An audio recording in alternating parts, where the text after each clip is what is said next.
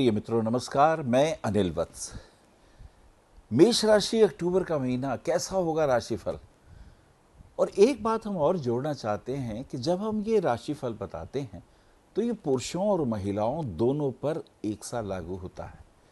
मेरे पास अभी अमेरिका से एक फ़ोन आया और कराची के रहने वाले हैं वो, और उन्होंने मुझसे एक बात पूछी कि आप सब मर्दों का ही राशिफल बताते हैं, औरतों का नहीं बताते। तो आपको एक बात बता दें कि ये राशिफल पुरुष हो, स्त्री हो या बच्चे हों, सब पे एक सा लागू होता है। आज हम बात कर रहे हैं एरिस यानी मेष राशि, और अक्टूबर का महीना कैसा रहेगा। ये महीना कौन कौन से फायदे होंगे और कौन से होंगे नुकसान, बीमारियां कौन सी तंग कर सकती हैं, हमें अलर्ट रहना होगा। क्योंकि कहते हैं ना, जान है तो जहान है। मेष राशि फायरी साइन है, और फायरी साइन का मालिक जो है जन्म पत्री में ज्योतिष के दृष्टिकोण से वो मंगल होता है। तो आइए बात करते हैं पहली दूसरी तारीख का राशिफल मेष राशि वालों के लिए किस प्रकार का जाएगा। मूड बहुत अच्छा रहेगा, मन प्रसन्न रहेगा।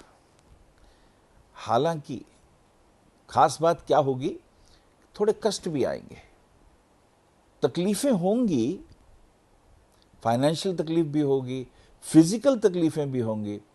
खास करके आपको ध्यान रखना चाहिए घुटनों में दर्द।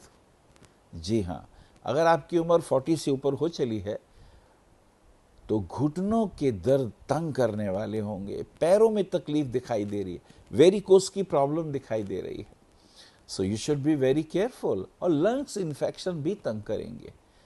गले के अंदर ध्यान रखिएगा, फूड पाइप के अंदर कोई तकलीफ ना हो। तो ये तकलीफें इस महीने की मेष राशि वालों के लिए, उन्हें बहुत अलर्ट रहना है। लेकिन फाइनेंशियल पॉइंट ऑफ व्यू से अच्छा रहेगा। पैसा कमाएं, ऐसी इच्छाएं रहेंगी। पैसा कौन नहीं चाहता कमाना, लेकिन पैसा जब बीमारियों में चला जाता है, डॉक्टरों के पास जाए, चाहे वकील के पास जाए या कर्जा निपटाने में जाए, तो आदमी परेशान होने लगता है। उसका मूड चिड़चिड़ा सा हो जाता है। वो कहना कुछ चाहता है, कह कुछ देता है। उसके दिल में कुछ होता है, उसकी जुबान में कुछ हो जाता है। तो बीमारी आदमी को बदहवास करती है। बीमारी, जी हाँ, कर्जे उसको टेंशन में ले आते हैं। तो मेष राशि वालों को ज़रा ये ध्यान रखना होगा। और 2 तारीख को श्राद्ध भी, जी हाँ, पंचमी तिथि का श्राद्ध भी है। पहली तारीख को चतुर्थी का श्राद्ध है और दूसरी तारीख को 5वीं तिथि का श्राद्ध है। यानी जिनके पितरों की, उनकी आपको शांति चाहिए हो, तृप्ति चाहिए हो, तो हिंदू धर्म के अनुसार ब्राह्मणों को कुछ खाने पीने को देते हैं, वस्त्र इत्यादि देते हैं, जिससे पितरों के आशीर्वाद मिले। 3, 4, 5 तारीख की हम बात करते हैं। 3 तारीख को 6ठी तारीख का श्राद्ध है, और स्वभावतः 4 तारीख को सप्तमी तिथि का श्राद्ध होगा। और जब हम बात करते हैं 3, 4 की, तो थोड़ा असमंजस में रहेंगे आप इन दिनों। कोई निर्णय लेने हैं, ठीक से ले नहीं पाएंगे। मित्रों के साथ कहीं प्लानिंग कर रहे हैं विदेश जाने की, तो कोई पार्टनरशिप वगैरह में अगर काम करने की सोच रहे हैं, तो मुझे लगता है थोड़ा सा ध्यान रखना होगा, क्योंकि रिजल्ट पॉजिटिव नहीं आएंगे। भागदौड़ बहुत होगी, फ़ायदे बहुत कम होंगे। भाइयों के साथ भी रिलेशन पॉजिटिव नहीं रहेंगे। बीमारी में पैसा जाएगा, कर्जे में पैसा जाएगा। So you should be very very careful. ये एक इम्पॉर्टेंट इसमें है। 5 तारीख को महालक्ष्मी का व्रत है, जो कि आज के दिन लोग व्रत रख के माँ लक्ष्मी से आशीर्वाद लेते हैं। और अष्टमी तिथि का श्राद्ध भी है। तो श्राद्ध पक्ष पे भी ध्यान रखिएगा। ये पूरे दिन श्राद्ध के होते हैं।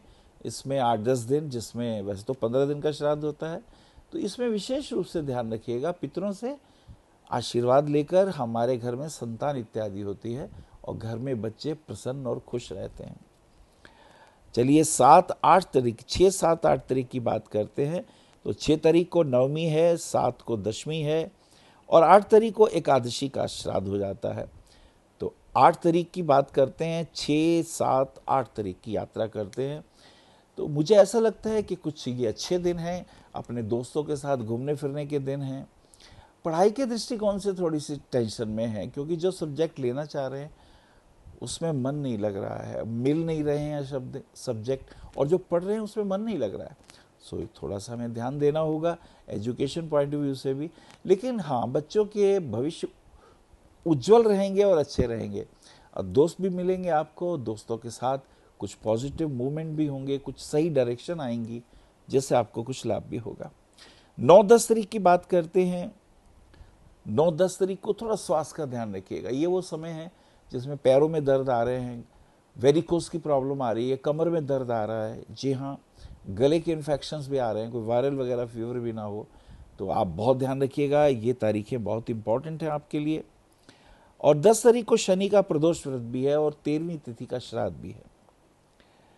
चलिए आगे बढ़ते हैं। 11 और 12 तारीख की बात करते हैं। 12 तारीख को सोमवती अमावस्या है और श्राद्ध पक्ष भी है। अमावस्या तिथि पितरों के निमित्त ब्राह्मण को बुला के खाना खिलाना, भोजन कराना, उन्हें वस्त्र देना, दक्षिणा देना, ये सारे कार्य करने से विशेष आशीर्वाद की प्राप्ति होती है। और इसी के साथ साथ एक इम्पॉर्टेंट बात भी जिसमें लाभ होने वाला हो कि इन दिनों एक खास नई चीज़, नवरात्र भी शुरू हो रहे हैं 13 तारीख को। 13 तारीख को नवरात्र, देवी भगवती की कृपा प्राप्त करने वाले दिन। नवरात्रों में 4 चीज़ें महत्वपूर्ण होती हैं। सबसे पहले जौ का बीजना होता है, दूसरा घट स्थापन करना होता है, और तीसरा जो बहुत इम्पॉर्टेंट होता है, उसके अंदर देवी माँ की प्रतिमा या कोई मूर्ति या कोई फोटो वगैरह रख के माँ की पूजा की जाती है, व्रत उपवास किए जाते हैं। ये बहुत महत्वपूर्ण अंग होता है। और एक अभ्यंग स्नान होता है जिसके अंदर थोड़ी नीम तोड़ दी जाती है, नीम होता है, मिश्री होती है, इनको पीस के गोलियां बना के खाने से व्यक्ति निरोगी होता है। तो नवरात्रों के दिन बहुत शुभ है और लाभ देने वाले हैं। 15, 16 और 17 तारीख की बात करें, 17 को सूर्य का, एकमात्र सूर्य का तुला राशि में प्रवेश होता है। सूर्य का तुला राशि में, सूर्य यहाँ नीच के हो जाते हैं, अभी तक कन्यागत थे और अब सूर्य तुला राशि में आए हैं। तो तुला राशि का ये सूर्य जो है क्या प्रभाव देने वाले हैं, ये बातें महत्वपूर्ण होंगी। जैसे इसके अंदर थोड़ा सा मैंने बताया हेल्थ इश्यूज हैं और आप अपने स्वास्थ्य का ज़रूर ध्यान रखिएगा। लेकिन हाँ, कोई रिसर्च वगैरह के कार्यों में भी विशेष लाभ दिखाई देता है। 20, 21, 22 तारीख की बात करें तो 21 तारीख को दुर्गा अष्टमी है। दुर्गा अष्टमी वाले दिन भगवती का लोग कन्याओं को बुला के पूजन करते हैं, उनको चूड़ियाँ देते हैं, चुन्नी वगैरह पहनाते हैं, और कुछ लोग नवमी की भी पूजा करते हैं, हवन इत्यादि करते हैं। तो देवी माँ से आशीर्वाद लेने के ये बहुत अच्छे दिन हैं। और 21 और 22 तारीख की अगर हम बात करते हैं तो ये दिन फाइनेंशियल पॉइंट ऑफ व्यू से बहुत अच्छे हैं। बॉस के साथ संबंध अच्छे रहेंगे, व्यापार में लाभ होगा, पेट्रोलियम प्रोडक्ट्स के कार्यों में विशेष लाभ होगा, और यदि कहीं प्रमोशन की बात है तो उसमें भी फायदे के योग दिखाई देते हैं। 22 तारीख को विजयदशमी भी है, गंगा दशहरा भी है। तो ये विजयदशमी का जो प्रभाव है ये विशिष्ट है। 24, 25, 26 तारीख की अगर हम बात करते हैं तो ये समय अब अनुकूल है, पॉजिटिव है।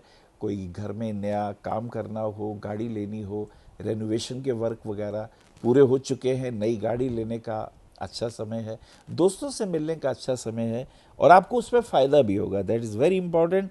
और अगर हम बात करते हैं 28, 29, 30 तारीख की बात करते हैं, फाइनेंशियल पॉइंट ऑफ व्यू से बहुत अच्छा समय, मित्रों का सहयोग मिलेगा। 30 तारीख को स्त्रियों का करवा चौथ का व्रत है। पति की दीर्घायु के लिए ये व्रत रखे जाते हैं।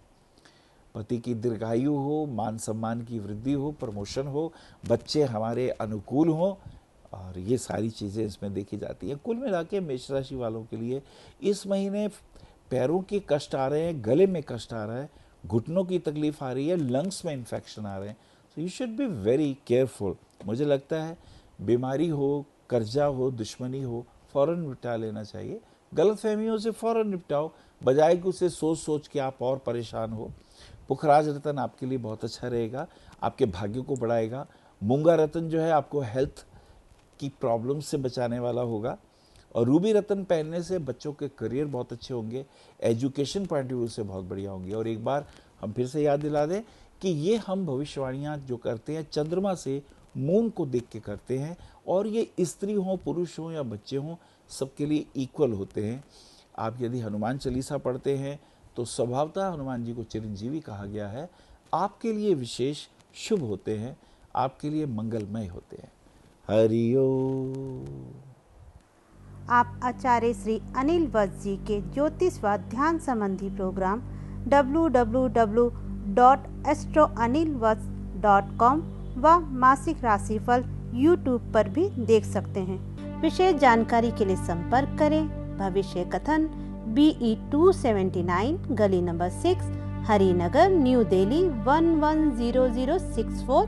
हमारे फ़ोन नंबर है 9891739999, 9818189993, 886006309810888002।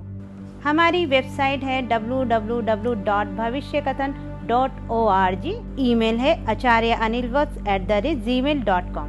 अपॉइंटमेंट के लिए संपर्क करें सुबह 11 बजे से शाम 6 बजे तक।